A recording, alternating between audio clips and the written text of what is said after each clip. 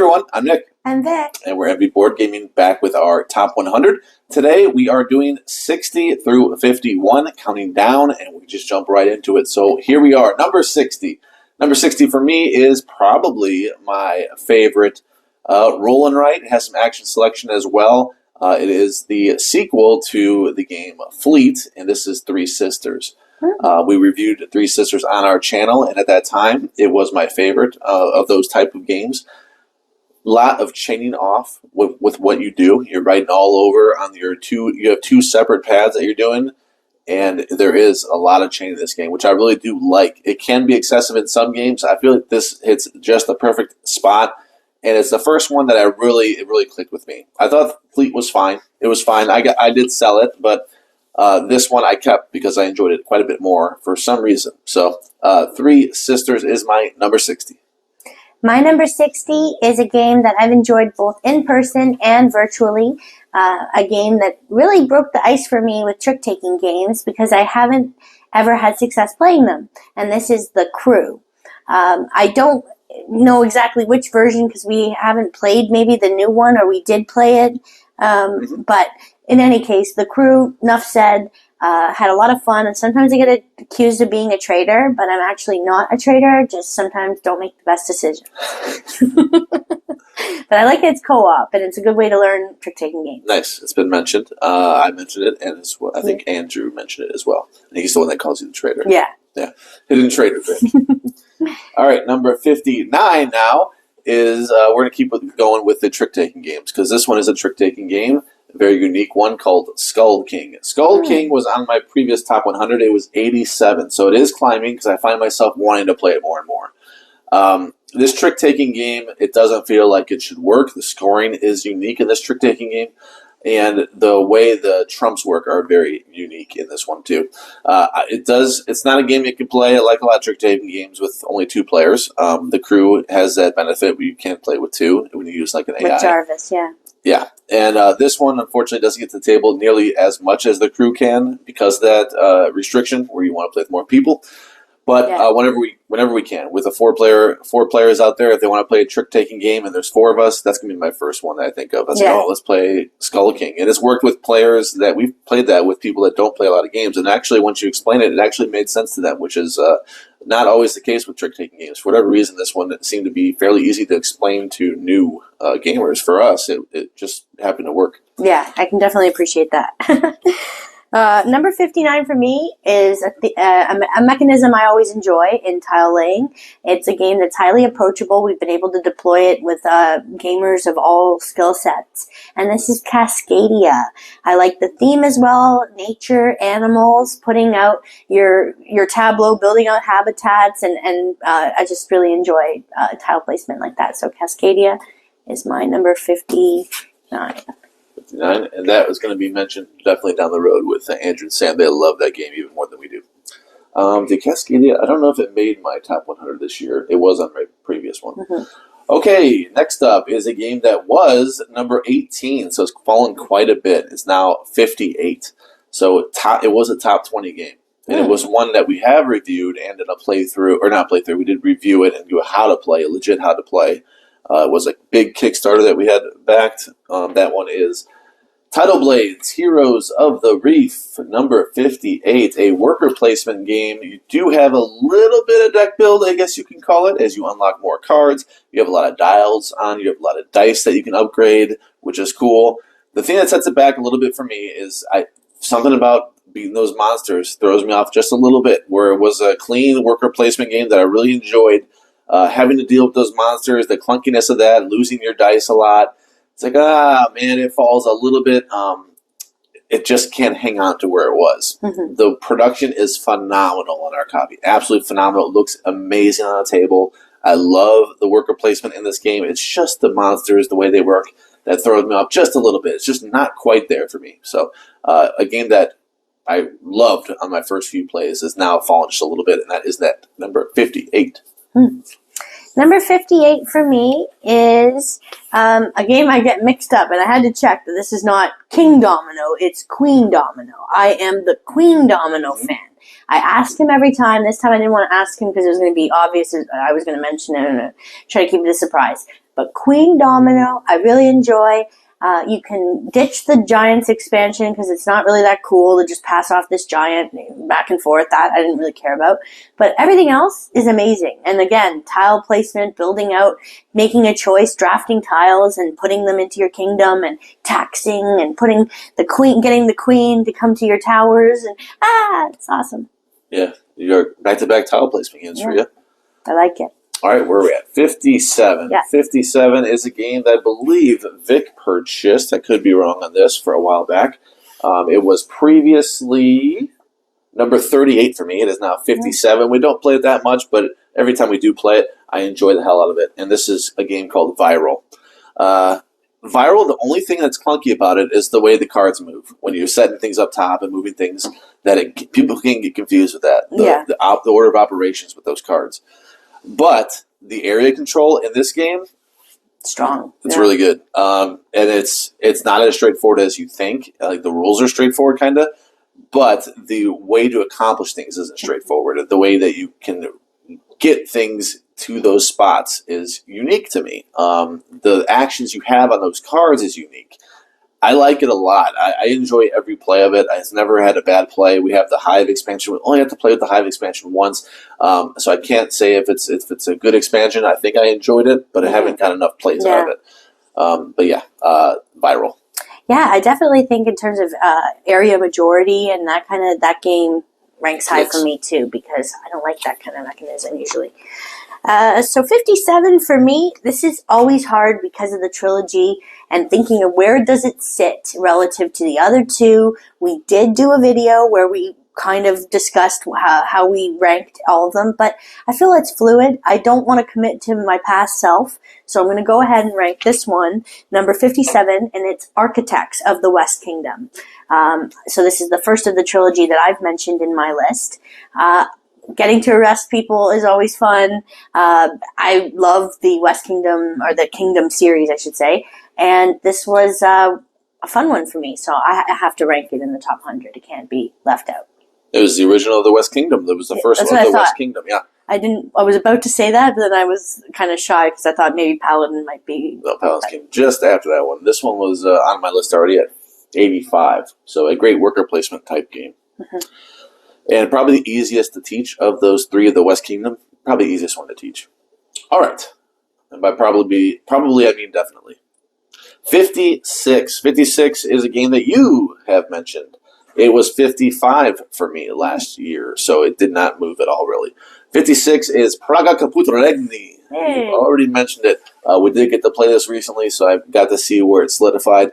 This game has been steady pretty much every time. After I got 3 plays in, it has not moved. So my 4th play and my 5th play, it's always like an 8.5, 8.6 range where I rate it. Very clean game. I like the action selection. I like that spinning thing as you rotate it, where you're picking and you get benefits the further along it goes. And the actions themselves, I enjoy. There's no throwaway action, I don't feel like. The walls and the building out in the city and the town and upgrading your actions as making those actions better that when you pick up the next time. I enjoyed it a lot, and it wasn't all that complex for how it looks. You know, once you learn the actions, that's all you got to do. You know, you can pick your action. A game, and you can have 2 of those actions, and it, you know, based upon where they're at, you can get different things on the board. I think it's fun. Praga Caput Regni is a solid game, and it's staying about the same as it was last year. Yeah, a clean game with a very busy board. So. Yeah. Mm-hmm. Number 56 is a game you've already mentioned. Yeah, right back at you. Tidal Blades. I feel kind of the same way as you do about the fighting. I don't love that. You won't find me often fighting anything unless there's some reason for me to. Like, I have an achievement or something or a goal, but I don't even think that is in that game, that there's any reason that I'd be over there if I don't have to be, because I don't want to fight the things. I want to go to the worker placement spots. I want to do my tricks and I do love the game. I love the components of it. I love the fact that I'm painting them with Alyssa, so it's looking even more spiffy. And I just love the theme of it. It's cool. Maybe we should house rule that. Maybe we should figure out a better use for those monsters and just house rule it. If we're both not enjoying it and the game is so good otherwise to us, maybe we should think about what we can do differently with the monsters. All right, 55 is new to the list and new to our collection. It is a game we picked up at Grand Con. That's Life of the Amazonia. I bought this one when Vic noticed it. It's on sale. It was not on sale in Gen Con, which we expected it to be because it had an MSRP listed on the Gen Con site, but it wasn't there, so we got it at Grand Con in Michigan. And it is a game that combines quite a few things. It has that Cascadia element with the tile placements. It has the bag building of a game like Orleans, or there's no push or luck in that, so I won't say like Quacks. It's more like Orleans. You get the things, but it kind of dictates your action with what you draw out. And you build on. You can do your whole action. It could be just upgrading your bag and get another token. Vic just upgraded our wooden components, so I'm really excited to play with the better components of. It's just something aesthetically pleasing to have those kind of components and draw that instead of the cardboard shits. So I'm looking forward to upgrading that. But the game already has great production. It has the meeples that you get from like Wild Serengeti or Habitats. Those boats. Yeah, the boats where you can slide them out, something like Altiplano has. Yeah. Cool. It's a great game. Good theme, too. I like me some animals. Number 55 for me is a game that we played when we one of the first games I feel like that was in our collection when we had a smaller collection. But it's still fun, and it's Heaven and Ale. So if you did catch our channel in the early days, you probably would have seen this as one of our first videos, because I remember, I think I edited that one. Wow. I don't know, it was that old, because I feel like I was involved with that one. Anyway, the game is so cool to me because you have to decide, you're going to put it on the dark side, the light side. There's bonuses to doing that. You're trying to complete all around so that you can get a good bonus. It's such a neat game. I have a lot of fun with it. And I'll play it anytime, Nick. Yeah, it fell off my list this year, but it is interesting dynamic where you're trying to weigh out if you need the coins right now or you need the goods based on which side you're going to and finding that balance. So 54, on to 54, cruising right through, is a newer cooperative game, so it has not been on the list because it is too new, because we did this list about 2 years ago. We got the expansion, haven't played it. We got the expansion actually at Gen Con, and this is Keep the Heroes Out. Keep the Heroes Out, we introduced to our friends Tim and Alyssa, who we've mentioned quite a bit on our channel, love them to death. We bought this one for them. So we had bought the game and the expansion. We bought the game first, and then we saw Louis the designer, at Gen Con, and we bought the expansion, and they're like, you know what, let me text Tim and Alyssa and see if they want it. And they did want it. So I got it, and then they said they want an expansion. I believe they said yes, and we got the expansion too. I could be wrong. I can't remember if I bought that. So we loved it so much, and so did they, and so they knew they wanted it, and they can play with their kid, Marcus, and it's just a great game. And it gives you a lot of good choices for how cute the artwork is. It actually has quite a bit to it, because you can do actions that your character can do, you can do actions in the room that they're in, and you're really tactical, really high strategy for trying to beat this game, because it's not the easiest game in the world. It's not easy, yeah. You have to think, really make clever decisions with what you're going to do and when. And you can talk amongst each other, thankfully, because there's a lot of planning that goes in this. Feels very cooperative. Every action, you kind of, what can I do to help our team? What can I do to help defeat these heroes that are trying to steal our booty? Yeah, it's so cute. And, you can tell that it's a well thought out game in terms of, I have yet to find something that I'm like, oh, what a missed opportunity, or that doesn't really work, but hey, I guess we'll just try to pretend it does. I don't know. I feel like it's thought out well. Based on the map you're playing, the conditions of the monster, or the hero that you're playing, it kind of dictates who you want to be. Yeah. So that's really cool too. So you have a decision right away. And I wrote a pretty lengthy write-up on Board Game Geek on this game, so we had it previewed before we ever bought it. And I was raving about it. The art is phenomenal. The graphic design is so good. It looks like an app. Yeah. It has an app. It's just well done. It's a well done co-op game. We're fans. Can you tell? All right. Number 54 for me is a game that grew on me. I did not like it when we first played it. I went, what is this? And there's so much to do. I'm never going to get my whole grid filled out to then also have another grid, and that's Feast for Odin.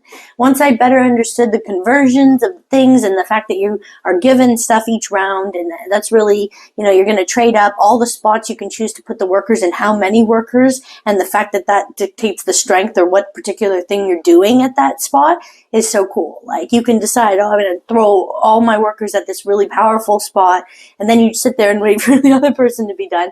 I just like so much about it, and I've gotten better at it. I'm still not the best. I think you win every time, but it doesn't matter. I still enjoy the satisfaction. If you can't tell, I like tile placement, and I also like, because it's not really a tile placement, but I like grids, like Tetris style things. Polyomino, that's the word. I like that stuff. So Feast for Odin for me. Yeah, that's a good one. If you get the Norwegian expansion, it's even better. It's one of the most worker placement spots I've ever seen in any game. They have so many worker placements, especially when you get the Norwegian expansion. You have so many choices, rows and rows and rows. Of stuff, yeah. So, which is cool. It's cool as hell once you learn the game. All right, 53 is it's a new to list. We've only played this at 4 with Andrew and Sam. We keep coming back to it. It is Detective City of Angels. Oh, yeah. A gritty noir type feel where you have this map you're trying to explore and you're trying to solve a crime before everyone else at the table. But the leader, the person that's giving you the clues and stuff, is kind of against you. They're trying to throw you off the trail, but they have rules to follow. They can't just, do things of sandbox at a whim and throw you off based on their own accord. They have rules they have to follow. They have things we have to read. We call their bluffs and get a little leverage on them. And vice versa. They can get leverage on us when we call up with their bluffs and we're telling the truth and whatnot. Yeah. So there is decisions here. There are decisions for the other players of where to go and who to get evidence off of and what your hunch might be. And you're following that hunch to the end. You have some dead ends, some victories, a lot of twists and turns in the story. They have more modes. We have an expansion. They have... based on the difficulty, they have a beginner that gets you riled up, and then there's all of a sudden you're in advanced and so on. Yeah. So it gets you in there, and it lets you enjoy it, and it progresses with the game. Yeah, and I've always felt when we played, things were pretty competitive. It's not as if there's one person running away always winning or has a knack for it. And I also was a bit converted on the 1v-all games because we had some bad experiences with other games that people really enjoyed, that things like Fury of Dracula, where I was just left like, all right, I guess I'll be Dracula. I didn't really like it, but it was cool to actually be the Chisel when I didn't think I would like it because of the fact that you can make a choice about what kind of evidence you're going to give or responses you'll choose for the other detectives. It's fun. I like it too. Number 53 for me is a game we have only played maybe twice. I can't recall. We really need to start to try to play it maybe with more than 2. It's a space theme. It's Eclipse. I think it's a lot of fun. I love the upgrades you can put into your ship. I like the way that they presented all the technology on the tray, and the way that the game looks is so cool to me. I enjoy space, so Eclipse has to be on my top 100. Nice. I want to put it on, but yeah, just because we'll play with 2, I feel like it's better with 3 and 4. I want to put it on, so we have to play that with 3 or 4 for it to make my list. But I think it will once it hits that spot. It might make it to my list. I enjoy it too. 52 now. 52 is this? Yep, another cooperative game. It was 57 previously, so it has climbed a little bit. We do have quite a bit of expansions for this. We have a lot of content. It's one that we take a long time to set up, and we enjoy it. It's already been mentioned by you. Eldritch Horror is my number 52. So if you look back, 57 for me last time. So it is climbing a little bit. The setup, and I was talking about this with our friend Evan Diesel, that the setup, while it is tedious in some ways, I kind of enjoy it. I kind of enjoy organizing it, having to know where every single thing is instead of...